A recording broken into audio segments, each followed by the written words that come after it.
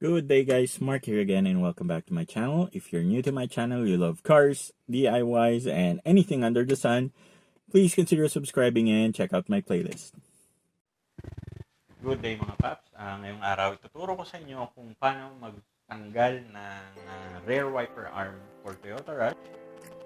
Ito guys yung steps na kailangan yung sundin or dapat yung gawin in the event na let's say kailangan yung gumawa ng repairs or gusto nyo i-upgrade kasi may mga nabibiling wiper arm na hindi ganito for Toyota Rush. Meron din nabibiling cover lang. Pag cover lang, no need naman na tanggalin. Pero in the event na kailangan yung tanggalin yung rear wiper arm assembly, ganito lang kadali yung gagawin. Okay, so sa DIY natin today, ang kailangan nyo lang is size 10mm na either socket or open wrench. Tapos yung wiper arm assembly kung kailangan yung palitan. And also some masking tape or any kind of adhesive tape para lang gawin yung marking. Okay? Okay, so ganito lang kadali guys. Ito, yung takip na to, itutulak nyo lang yan or hihilahin nyo lang palabas. Like, yan, like that. Tapos, may expose na yung size 10 na nut.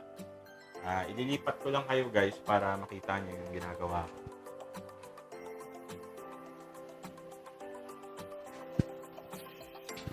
Tingnan natin.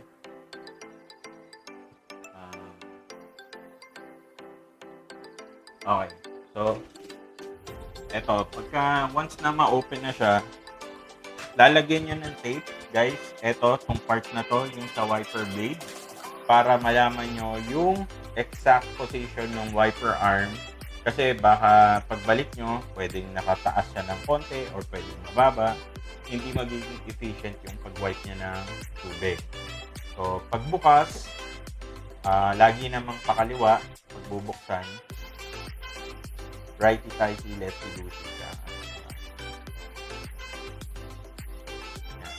So, pag natanggal nyo na yung nut, ang gagawin nyo na lang, iaangat nyo yung buong arm, and then, medyo i-shake nyo na konti.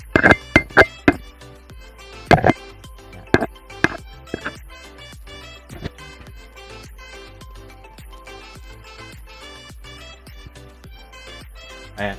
So guys, i-shake nyo lang ng konti. Okay. And then, perfect time to para linisan tong part na to. And also, lubricate na rin. Okay?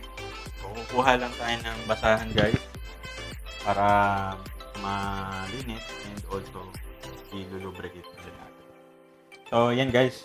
Lilinisan natin yung ating part for the wiper arm. Ito kasi hindi talaga na aabot ng basahan, diba? Tapos gagamitan natin siya ng penetrating oil. So any penetrating oil would do.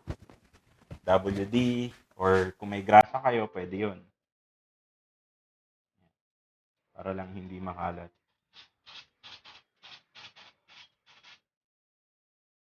Eto kasi guys, yung paglulubricate niyan, kagaya nung ginawa natin sa harap, malaking tulong yan para tumagal yung hindi lang yung arm, yung mga bushings din nung inyong wiper assembly. Tapos pagka medyo nag-iingay-ingay, kasi natutuyo rin yung mga grease niyan. Okay, so after nyong malinisan, yung pagbalik niyan is madali na lang naman. So,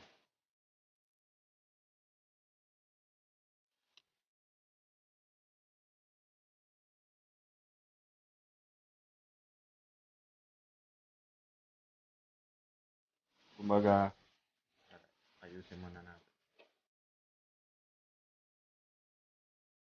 So, part na yan. Check. Good.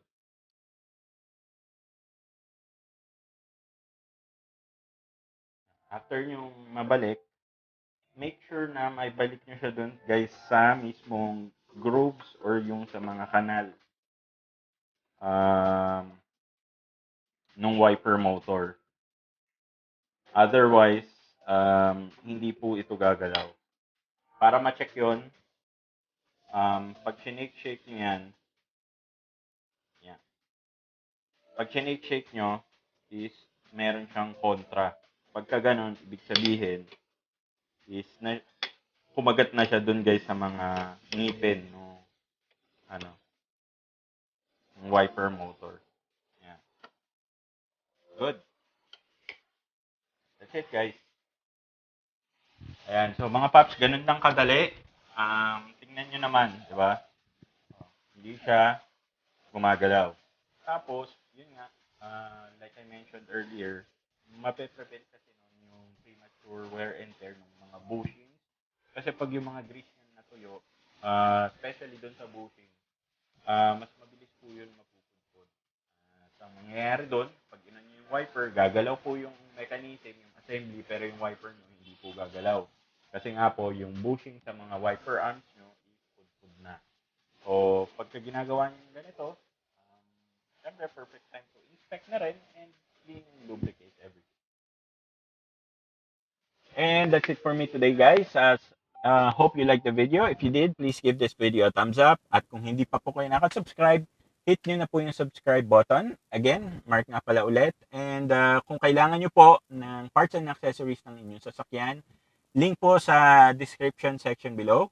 Once again, Mark nga pala ulit. Maraming salamat po sa pagsama sa akin today and hope to see you guys on our next video.